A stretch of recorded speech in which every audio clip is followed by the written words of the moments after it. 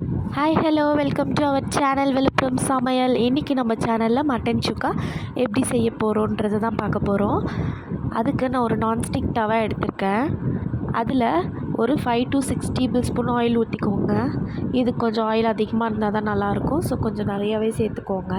அதுக்கப்புறம் 1/2 டீஸ்பூன் சோம்பு சேர்த்துக்கோங்க. அதுக்கப்புறம் ஆனியன், டொமேட்டோ, கருவேப்பிலை, பச்சை மிளகாய் இது எல்லாத்தையும் கொஞ்சம் கொஞ்சமாக கட் பண்ணி வச்சுருக்கேன். அதையும் ஒன்று ஒன்றா சேர்த்துக்கோங்க. ஆனியன் சேர்த்துட்டதுக்கப்புறம் கொஞ்சம் உப்பு சேர்த்துக்கோங்க. அப்போ தான் கொஞ்சம் நல்லா வதங்கும். ஆனியன் ரொம்ப கோல்டன் ப்ரௌன் ஆக வேணாம், லைட்டாக ஆனாலே போதும். அதுக்கப்புறம் இஞ்சி பூண்டு பேஸ்ட் சேர்த்து கொஞ்சம் நல்லா வதக்கிக்கோங்க. கேஸை மீடியம் ஃப்ளேமில் வச்சுக்கோங்க. ரொம்பவும் ஹை ஃப்ளேமில் வச்சுக்க வேண்டாம். நல்லா வதக்கி விட்டுருங்க. அதுக்கப்புறம் தக்காளியை ஒன்றும் பாதியமாக மிக்சியில் கிரைண்ட் பண்ணி வச்சுருக்கேன். அதையும் சேர்த்துக்கோங்க. சேர்த்துட்டு நல்லா வதக்கி விட்டுருங்க. தக்காளி இன்னும் நல்லா தெரியாத மாதிரி நல்லா வதங்கிடணும். தக்காளி நல்லா வதங்கிட்ட அப்புறம் இப்போதைக்கு நம்ம மட்டனை ஒரு 3 to 4 விசில் போன்லெஸ் மட்டனாக எடுத்திருக்கேன். இது ஒரு 200 கிராம் மட்டன்.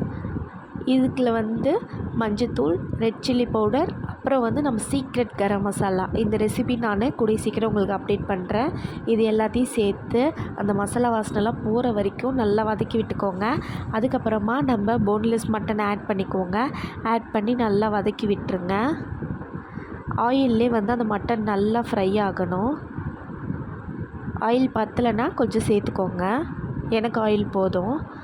நல்லா வதக்கி விட்டுருங்க. நல்லா ரோஸ்ட் ஆகணும் மட்டன். ரொம்ப தீஞ்சிடக்கூடாது. மீடியம் ஃப்ளேம்லேயே வச்சு நல்லா ரோஸ்ட் பண்ணுங்கள்.